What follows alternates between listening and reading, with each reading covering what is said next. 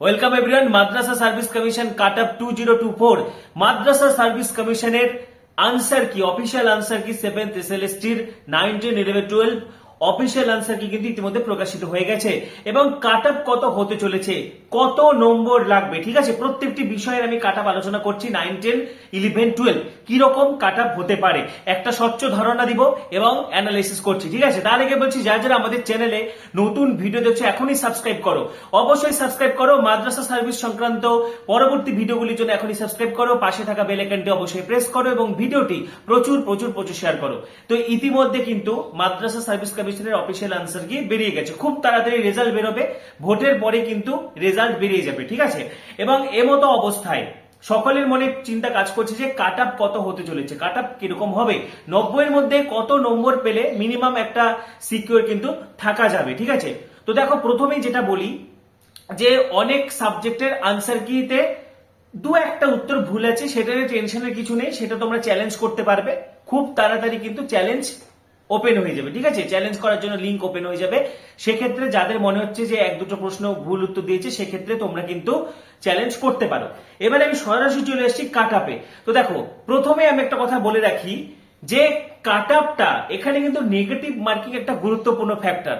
যেদিনকা মাদ্রাসা Service কমিশনের SLST পরীক্ষা হয়েছিল, পরীক্ষা হল থেকে বেরিয়ে অনেকেই কিন্তু বলেছিল যে 90 মধ্যে কেউ 75 প্লাস পাবে, কেউ 70 প্লাস পাবে, কেউ 80 প্লাস পাবে, কেউ 85 প্লাস পাবে। কিন্তু পরবর্তীতে তারা যখন উত্তরগুলো মেলালো পরে কিন্তু একদম চিত্রটা পাল্টে গেল, ঠিক আছে। কারণ যারা একটা বেশি সংখ্যক স্টুডেন্ট যারা বলেছিল যে তাদের এত স্কোর হতে পারে, নেগেটিভ মার্কিং এর চক্করে কিন্তু অনেক কমে গেছে, ঠিক আছে। সুতরাং নেগেটিভ মার্কিংটা কিন্তু একটা ভাইটাল ফ্যাক্টর, যেখানে একটা প্রশ্ন ভুল হলেই কিন্তু 0.5 মার্কস অর্থাৎ হাফ নম্বর কিন্তু নেগেটিভ মার্কিং হিসেবে কাটা যাচ্ছে পাওয়া নম্বর থেকে। সুতরাং সেটা একটা বড়সড় ফ্যাক্টর। সেই আন্দাজে কাট আপ আমি বারবার বলছি, তার আগে আমি একটা সিট ম্যাট্রিক্স একটু আলোচনা করে দিই। প্রথমে আমি লাইফ সায়েন্স কাট আপ নিয়ে আলোচনা করছি। দেখো 9, 10 লেভেলে লাইফ সায়েন্সে যদি ভ্যাকেন্সি দেখা যায়, বাংলা মিডিয়ামে জেনারেল অর্থাৎ মেল ফিমেল সিট রয়েছে 139টা, ফিমেল সিট রয়েছে 6টা, উর্দু মিডিয়ামে 3টা সিট রয়েছে, টোটাল 148টা সিট, ঠিক আছে। সিট পরে বাড়তে পারে, সিট পরে বাড়লে আরো কাট আপ কমবে, ঠিক আছে। তো লাইফ সায়েন্সে দেখো সর্বোচ্চ সিট কিন্তু রয়েছে 148টা, ঠিক আছে। এবার যে কোনো সাবজেক্টের ক্ষেত্রে কিন্তু 1.5 গুণ পরীক্ষার্থীকে ডাকা হবে, অর্থাৎ 148-এর যদি 1.5 করো তাহলে সেক্ষেত্রে দাঁড়াচ্ছে গিয়ে 222, ঠিক আছে, 222। তাহলে 222 জন আমি ধরে নিচ্ছি যে 222 জন ইন্টারভিউতে ডাক পাবে। এবারে দেখো লাইফ সায়েন্সে 90 এর মধ্যে 70 প্লাস পাওয়ার সংখ্যাটা কিন্তু তুমি খুব বেশি হলে সেটা হবে হচ্ছে 40 থেকে 50 জনের মতো ক্যান্ডিডেট, ঠিক আছে। মোটামুটি 25% স্টুডেন্ট কিন্তু 70 আপ নম্বর তুলতে পেরেছে। সেক্ষেত্রে কাট আপ মাদ্রাসা সার্ভিস কমিশনের কাট আপ যেটা এক্সপেক্টেড কাট আপ 55 থেকে 60-এর মধ্যে থেকে থাকার কথা, ঠিক আছে। কারণ লাইফ সায়েন্সের ভ্যাকেন্সিটা বেশি, সেক্ষেত্রে 55 থেকে 60-এর মধ্যে যাদের স্কোর হচ্ছে তোমরা কিন্তু একটা সেফ পজিশনে রয়েছে। কারণ বিভিন্ন অ্যানালাইসিস থেকে যেটা ক্যালকুলেশন আমরা করেছি যে প্রায় 25% ক্যান্ডিডেট এরকম রয়েছে যাদের কিন্তু মানে ধরো হচ্ছে 25% ক্যান্ডিডেট রয়েছে যাদের কিন্তু হচ্ছে এই 70 আপের বেশি থাকবে, ঠিক আছে। মোটামুটি এই সংখ্যাটা কিন্তু খুব বেশি নয়। এবার আমি ধরে নিচ্ছি যে 50 জন এরকম ক্যান্ডিডেট রয়েছে যাদের 70 থেকে 80-র মধ্যে স্কোর রয়েছে বা অ্যাবভ স্কোর রয়েছে। তাহলে আমাদেরকে ডাকা হবে, লাইফ সায়েন্সে ডাকা হবে হচ্ছে 230 জনের মতো বা 220 জনকে। তাহলে কাট আপ কিন্তু অলরেডি ডিক্রিজ করে যাচ্ছে। সেম কন্ডিশন ফিজিক্যাল সায়েন্সের ক্ষেত্রে। দেখো ফিজিক্যাল সায়েন্সের ক্ষেত্রে ব্যাপারটা কিন্তু আরো কাট আপ কমবে। লাইফ সায়েন্সের ক্ষেত্রে তুলনামূলকভাবে কাট আপটা হাই হলেও, ঠিক আছে, যদিও 55 থেকে 60-এর মধ্যে তুমি একটা এক্সপেক্ট করতে পারো, কিন্তু ফিজিক্যাল সায়েন্সের ক্ষেত্রে কাট আপ আরো কম থাকবে। ফিজিক্যাল সায়েন্সের ক্ষেত্রে 45 থেকে 50-এর মধ্যে যাদের স্কোর হচ্ছে একটা বড় সড়ো সেফ পজিশনে রয়েছে। কারণ ফিজিক্যাল সায়েন্সের ক্ষেত্রে কেউ ফিজিক্সে স্ট্রং হলে কেমিস্ট্রিতে উইক, কেউ কেমিস্ট্রিতে উইক হলে কিন্তু ফিজিক্সে স্ট্রং, ঠিক আছে। বা কারো কেমিস্ট্রিতে ভীষণ ভালো নম্বর পাচ্ছে সে কিন্তু ফিজিক্সে উইক। তো দুটো মিলে যেহেতু পরীক্ষা হয়েছে, ফিজিক্স কেমিস্ট্রি মিলে 9, 10 ফিজিক্যাল সায়েন্সের কথা বলছি আমি, সেক্ষেত্রে কিন্তু কাট আপ মোটামুটি যাদের 40 পার হচ্ছে একটা কিন্তু সেফ পজিশনে রয়েছে, ঠিক আছে। ম্যাথের ক্ষেত্রেও সেম কন্ডিশন, ম্যাথের ক্ষেত্রেও যারা 45 প্লাস স্কোর হচ্ছে তোমরা কিন্তু সেফ পজিশনে রয়েছে। ম্যাথের ক্ষেত্রে সিট কিন্তু প্রচুর রয়েছে। বাদ বাকি যদি বলা যায়, দেখো আমি পিজি লেভেলটা একটু পরে বলছি। বাংলার ক্ষেত্রে দেখো যে সাবজেক্ট গুলোর ভ্যাকেন্সি কম সেগুলোতে কাট আপ কিন্তু 70-এর অ্যাভাব থাকবে বা 75-এর অ্যাভাবও থাকতে পারে।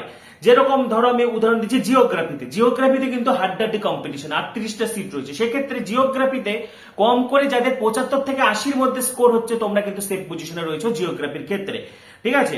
হিস্ট্রির ক্ষেত্রেও তাই, হিস্ট্রির ক্ষেত্রেও কম করে যারা 75+ স্কোর করতে পারছো একটা সিকিউর পজিশনে কিন্তু রয়েছে, ঠিক আছে। ইংলিশের ক্ষেত্রে দেখো, ইংলিশের ক্ষেত্রে তুলনামূলকভাবে যারা 60+ হচ্ছে তোমরা একটা সেফ পজিশনে রয়েছে, বাংলার ক্ষেত্রেও তাই, ঠিক আছে। এবং পিজি লেভেল যদি বলা যায়, পিজি লেভেলের ক্ষেত্রে কিন্তু কাট আপ বেশি থাকবে, কম করে 80+ বা 80+ ধরে রাখো, কারণ পিজি লেভেলের সিট খুব কম। যেমন ধরো বায়োলজিক্যাল সায়েন্সে 15টা সিট রয়েছে, বাংলাতে তোমার হচ্ছে 18টা সিট রয়েছে, ঠিক আছে। এডুকেশনে 25টা সিট রয়েছে, ইংরেজিতে 22টা সিট রয়েছে। তো পিজির ক্ষেত্রে পাশাপাশি ইংলিশ পিজিতে কিন্তু বেশ কিছু প্রশ্ন অত্যন্ত কঠিন ছিল, পিজি প্রশ্নপত্র হার্ড রয়েছে। তো সব মিলে পিজির ক্ষেত্রে যারা 75 থেকে 80-র মধ্যে হচ্ছে তোমরা কিন্তু একটা সেফ পজিশনে রয়েছে, ঠিক আছে। এবং দেখো ভ্যাকেন্সি অনুযায়ী কিন্তু কাট আপটা এরকম চেঞ্জ হয়ে যাচ্ছে, যেটা বললাম যে নেগেটিভ মার্কিংটা কিন্তু একটা মোস্ট ইম্পর্টেন্ট ভাইটাল ফ্যাক্টর হয়ে দাঁড়িয়েছে, ঠিক আছে। নেগেটিভ মার্কিং এর জন্য কিন্তু অনেকেরই প্রশ্ন ইজি মনে হলেও জানা উত্তর কিন্তু অনেকে ভুল করে এসেছে, এরকম ক্যান্ডিডেট কিন্তু প্রচুর রয়েছে। পাশাপাশি যেমনটা বললাম ভ্যাকেন্সিটা কিন্তু একটা অন্যতম ফ্যাক্টর। যেমন দেখো বায়োলজিক্যাল সায়েন্সের আমি যদি পিজি বলি সেখানে কিন্তু টোটাল 15টা সিট রয়েছে, ঠিক আছে। এবারে ধরো হচ্ছে 15টা সিট রয়েছে, তাহলে 1.5 জনকে ডাকবে, তাহলে 15 ইন্টু 1.5 করলে দাঁড়াচ্ছে 22 জন। তাহলে সেই অনুযায়ী কিন্তু কাট আপটা বেড়ে যাচ্ছে, ঠিক আছে। সেক্ষেত্রে 75+ যাদের হচ্ছে তারা কিন্তু একটা সিকিউর পজিশনে রয়েছে।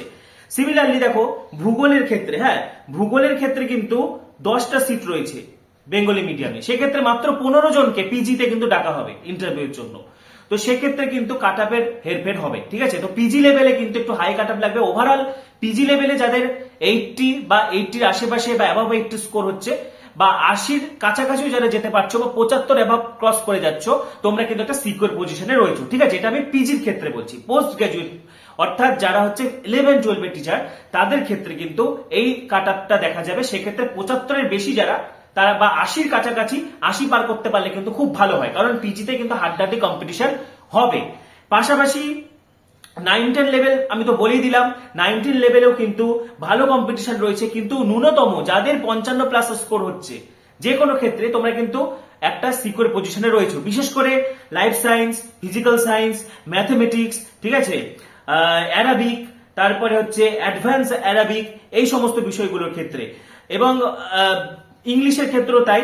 এবং ভ্যাকেন্সি ওয়াইজ কিন্তু অর্থাৎ নেগেটিভ মার্কিং অনুযায়ী কিন্তু কাট আপ গুলো পাল্টে যাচ্ছে, ঠিক আছে। তো তোমাদের কত স্কোর হচ্ছে, সাবজেক্ট ওয়াইজ তোমাদের কত স্কোর হচ্ছে জানাতে থাকো, এবং এই ব্যাপারে আরো কোনো জানার থাকলে কমেন্টে অবশ্যই জানাবে। পাশাপাশি পরবর্তী ভিডিওগুলির জন্য অবশ্যই সাবস্ক্রাইব করো এবং ভিডিওটি প্রচুর শেয়ার করো। যারা কাট আপ মার্কস নিয়ে চিন্তা রয়েছে তারাও যাতে রিলিফ পেতে পারে ভিডিওটি প্রচুর শেয়ার করো, পাশে থাকা বেল আইকনটা অবশ্যই প্রেস করো। সকলকে অসংখ্য ধন্যবাদ।